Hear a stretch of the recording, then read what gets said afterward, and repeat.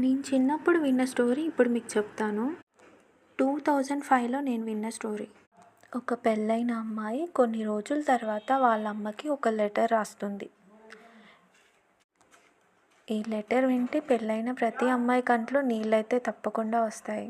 ఈ లెటర్లో ఏం రాసిందంటే, అమ్మ ఇప్పుడు నీవు నాకు చాలా గుర్తొస్తున్నావు. నా పగలు ప్రారంభం 5 గంటలకి మొదలై రాత్రి పనులన్నీ అయిపోయేసరికి 11 అవుతుంది.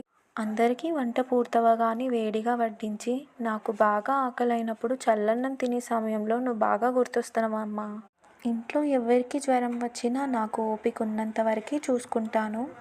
కానీ నాకు జ్వరం వస్తే నా జాగ్రత్తలు నేనే చూసుకుంటాను. ఆ టైంలో నువ్వు బాగా గుర్తొస్తున్నావమ్మా. ఇంట్లో ప్రతి అవసరం చూసుకునే నేను నా అవసరాలను మర్చిపోతాను. కానీ నా కోసం ఎవరూ ఉండరమ్మా. అలాంటప్పుడు నువ్వు బాగా గుర్తొస్తున్నావు. ఎంత ఆరోగ్యం బాగాలేకపోయినా పిల్లలకి ఆయనకి క్యారేజ్లు ప్రిపేర్ చేయాలి. ఆ సమయంలో నువ్వు బాగా గుర్తొస్తున్నావమ్మా. ఇలా ఒక కూతురు తన తల్లికి లెటర్ అయితే రాసింది.